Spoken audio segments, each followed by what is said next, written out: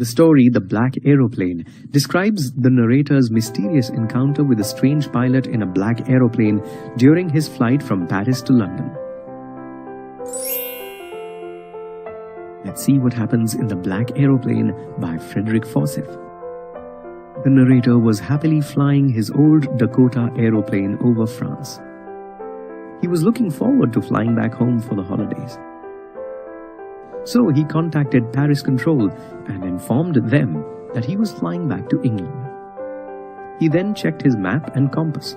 He was on his last tank, but he believed he could make it to England. He was dreaming of an English breakfast. 150 kilometers from Paris, he saw storm clouds in the sky. They looked like huge black mountains. The narrator thought he should return to Paris, but he really wanted to reach home and have breakfast. So, deciding to risk it, he flew his Dakota into the storm. Everything went black. The narrator checked his compass.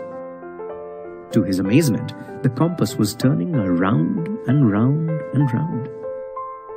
It wasn't working. None of his instruments were. He couldn't contact Paris Control for help. He was now lost in the storm. Suddenly, he saw another plane flying towards him. The pilot waved and told the narrator to follow him. The narrator was glad. He followed the black aeroplane like an obedient child. The narrator had been following the black aeroplane for quite some time. The Dakota was now on its last fuel tank. It would only last for a few more minutes. The narrator was beginning to feel afraid when the black aeroplane started circling down. Suddenly, he came out of the clouds. With joy, he saw a runway in front of him. He was safe. He looked around for the black aeroplane so he could thank the pilot. But there was no sign of the black aeroplane. He landed, glad to be walking away from his Dakota. At the control tower, he asked about the other pilot.